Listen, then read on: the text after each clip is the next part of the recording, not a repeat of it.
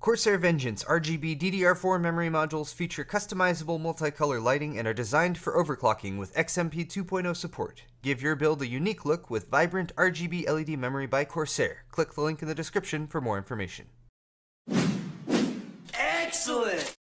What's up guys, welcome back to Paul's Hardware. Today, by popular demand, I'm going to be doing a review of this new motherboard from ASUS. This is the ASUS ROG Strix X370-F Gaming.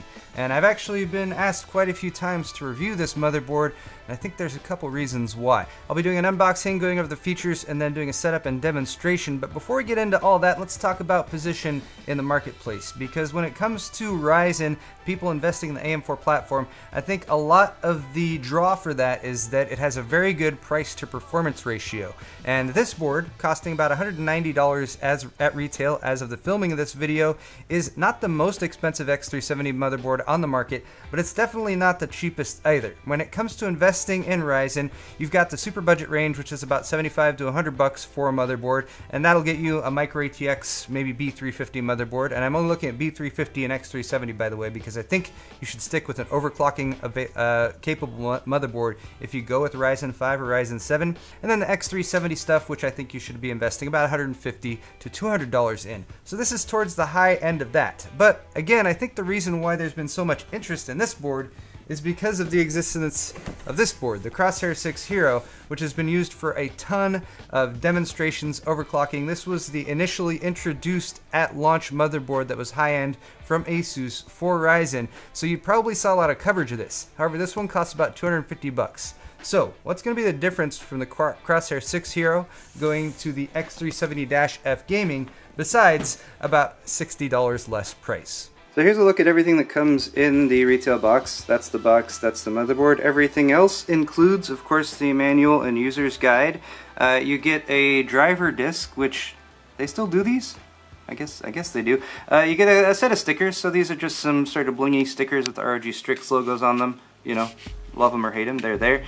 These are a little bit more useful. ROG cable labels. You can actually stick these on SATA cables, and that will allow you to more easily tell from their point of origin to the drive they're connected to, which is which. I actually kind of like these. Hey, you can get 20% off of cable mod gear if you want to get some RGB LEDs to go along with your motherboard. And then over here you got the more useful stuff. So 4 serial ATA cables in all black, that's nice to have.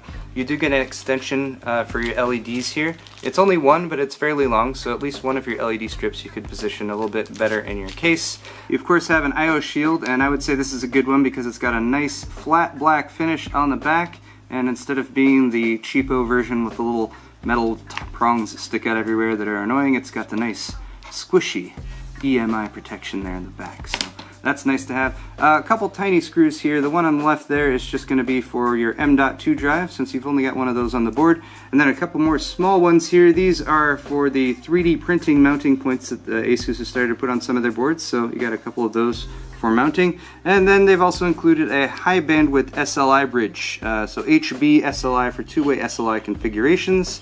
And you know, it's not the prettiest one, but it is rigid PCB. And if you are doing a two-way SLI setup, that'll get you up and running.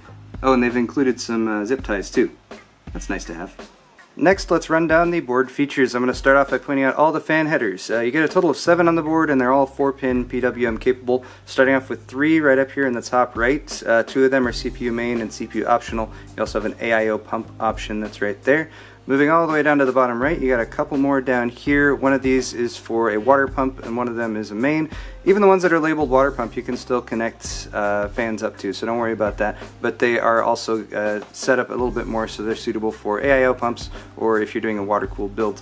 One more chassis fan header down here in the lower left, and then one more chassis fan header right here for an exhaust at the rear. So it gives you a total of 7, and you can access those via the fan controls that are in the UEFI BIOS, as well as using the ASUS software. As for power delivery on the board here in the top left, we can see there's 2 fairly substantial heat sinks over the main power delivery areas. It's actually an 8+2 power delivery configuration that ASUS has gone with.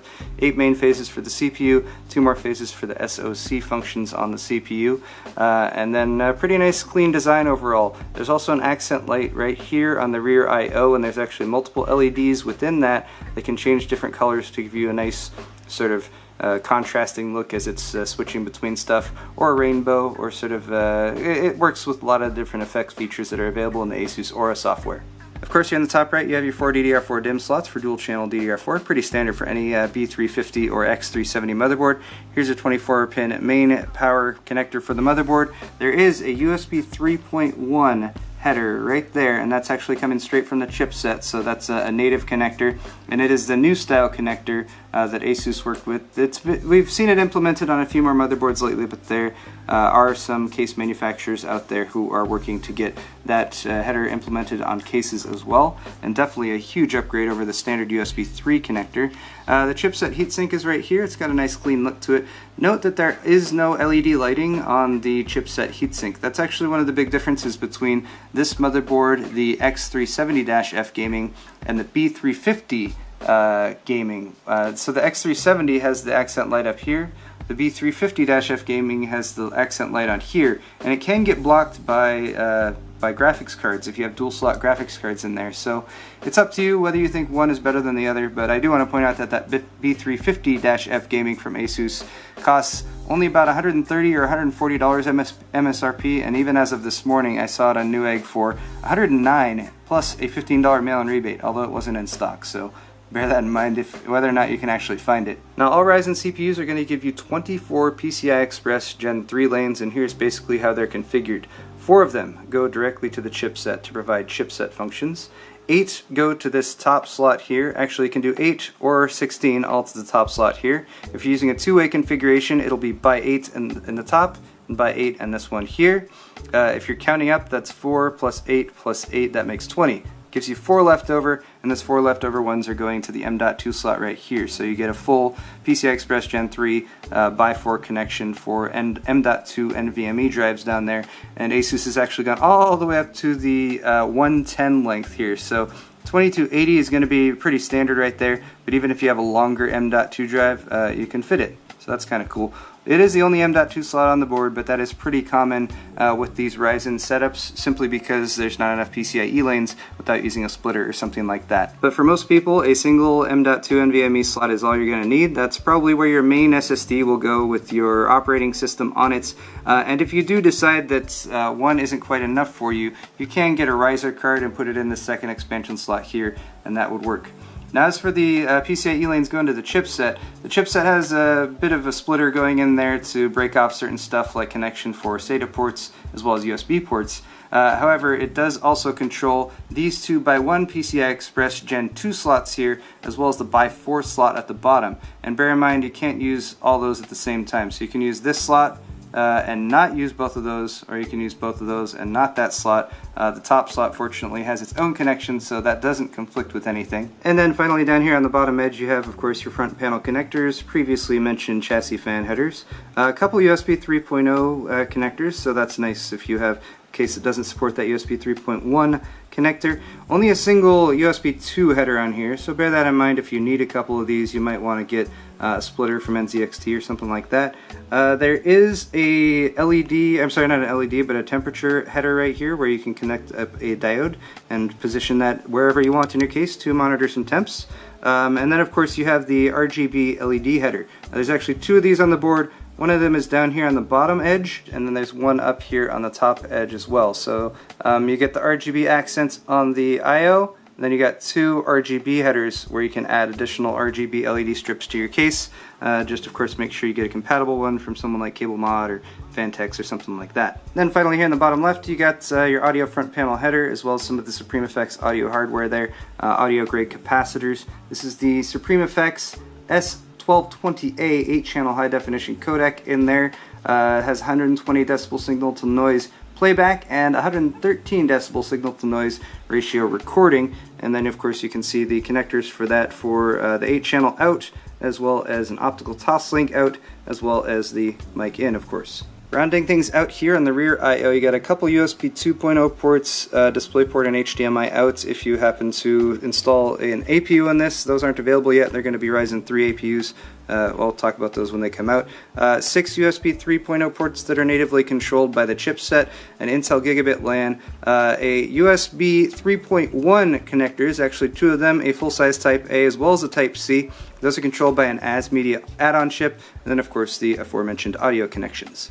So here's a quick side-by-side with the Hero on the left and the X370-F on the right. This is by no means exhaustive, but I really quickly wanted to point out some of the differences between the boards as well as the similarities. You might notice that the layout is going to be extremely similar between the two of these, especially if you look at the layout of the PCI Express expansion slots over here. They both work the same way. They both have the same M.2 support right down here. The big differences with the Crosshair 6 Hero are going to be you have a bit more connectivity and points down here for doing stuff like engaging LM2 slow mode, compatibility with the ROG extender, for example, and you do get a bit more connectivity on the I/O. This is the Crosshair up on top, so you get a couple more USB 3.0 ports, a couple more USB 2.0 ports. You don't get the video outs, but I don't think that's a big deal since we're not too worried about the R3 processors right now. Same connection points as far as Ethernet and USB 3.1, but on the Crosshair you do get a rear-mounted BIOS reset button, as well as I believe this is for a MemOK function, which you can activate as well, and that's actually pretty helpful. Of course, you're also going to get a better power delivery configuration on the Crosshair, and the X370-F Gaming is missing a few other key useful features. You can get by without these, but I do like to have them. There's no LED post indicator up here in the top. There's no surface-mounted power reset buttons down here at the bottom.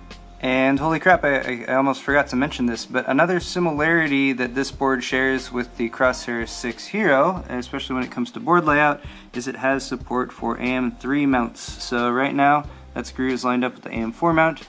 You notice that hole right there, that lines up with AM3. So if you have an older heatsink fan or something like that that only has AM3 and not AM4 yet, you can mount it to this motherboard. Although do bear in mind that when you're going with that route, often you will need to maintain the AM4 backplate or AM3 backplate. A lot of CPU coolers actually use this one that comes with the motherboard, so you might need an AM3 backplate for this board if you go with an AM3 cooling solution. So after putting in a bit of elbow grease, I have managed to get my test system all put together so I can demonstrate some of the lighting as well as just some of the functionality of this motherboard. Now the components I'm using are the Fantex Enthoo Pro old school case. I've had this one for a while, so it was just on hand and easy to use. Enermax cooler, that is the ETS-T40, no RGB on that one, so it's just there kind of getting the job done, keeping things cool. Incidentally, I did use the AM3 mount for that, so taking advantage of the AM3 mounting holes on this motherboard. For memory, I have the G.Skill Trident Z kit. That's one of their RGB kits. This is actually a 4x8 gig kit, but I only installed 2 of the 8 gig sticks. It is rated for 3200 speed, cast latency 14, and I was able to plug those values in and get the memory to work just fine. So hopefully that is a testament to increased memory support and compatibility. I did also update to the latest BIOS version 0808, which is available on the ASUS website. For storage, I just have the Patriot Hellfire 480 gig NVMe SSD, and then to sort of flesh out the RGB features on this system, I have installed an ASUS GTX 1080 Ti, which also has RGB lighting, and then I did add a cable mod RGB LED strip, which I've just sort of loosely placed along the bottom of the case just to show the connectivity there as well. Once everything is plugged in and up and running, it's just a matter of getting into Windows 10 and loading up the ASUS Aura software, and depending on the hardware you have connected, the ASUS Aura software may or may not be able to address it. I happen to use all hardware that's compatible, so it can control the G.Skill Trident Z RGB memory, as well as the ASUS graphics card, of course, the LEDs on the motherboard, and the LEDs on the RGB strip that I added at the bottom of the case. I've already gone over this software before, but ASUS has continued to update it and develop it, so this is definitely a great option for anyone who's looking to build not just a nice high-end gaming PC, but also to customize it a little bit with the beauty and majesty of RGB LED lighting. And I think this configuration is pretty nice, because you could also, as I always like to say, turn them all off too if you decided that you got sick of them or you just wanted to get some shut-eye. So with all of that said, let's wrap up this video with some pros and cons. The pros for the X370-F Gaming are going to be that it's $60 less than the Crosshair 6 Hero, while providing you with most of the functionality you get with that motherboard. Second, I really like that it's got that USB 3.1 front panel connector. It's also got excellent BIOS support. ASUS has already done 3 different BIOS versions of this board just in the past few weeks. And you do get a nice SSD secure erase function in the BIOS, just one of those little added extras that I like. Memory support at higher frequencies is also very important with Ryzen, and we're seeing great support from ASUS with this board as well.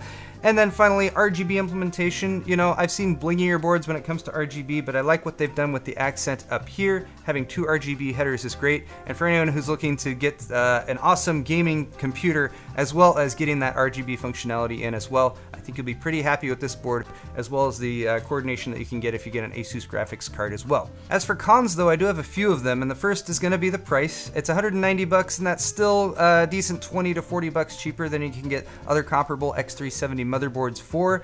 Also, if you go back to my top 5 favorite motherboard features video that I did just a couple weeks ago, you'll notice that actually 4 of the 5 of those features aren't included on this board. No surface mounted power and reset buttons, no debug LED, no rear CMOS clear button that's easily accessible right there either, and no USB BIOS flashback, which is just one of my favorite ASUS features. I don't know why they're not including it on these AMD boards so far, but you do have at least a USB BIOS recovery option that you can get into if your BIOS gets corrupted. It's just not the same function where you don't need a CPU and memory as USB BIOS flashback and how that works. So guys, that is my review of the X370-F Gaming. Definitely an excellent motherboard to add to ASUS's lineup on the AMD side, and I think great to have a lot of these options and the look and feel of the ROG motherboards without having to pay that premium that you had to pay for the Crosshair 6 Hero. I think this would be a great motherboard for something like a Ryzen 7 CPU, something a little bit more higher end, but that's not necessarily to say you couldn't put an R5 in here either. Just bear in mind that if you are looking for the best bang for your buck, this might not be exactly the board you're looking for. This one's a little bit more blingy, a little bit more high end, but if you wanted an RGB build and you want something that's a little bit fancier, I think this would be a great choice for you. Thanks for watching this video, guys. Of course, hit the thumbs up button if you enjoyed it. We'll see you in the next video.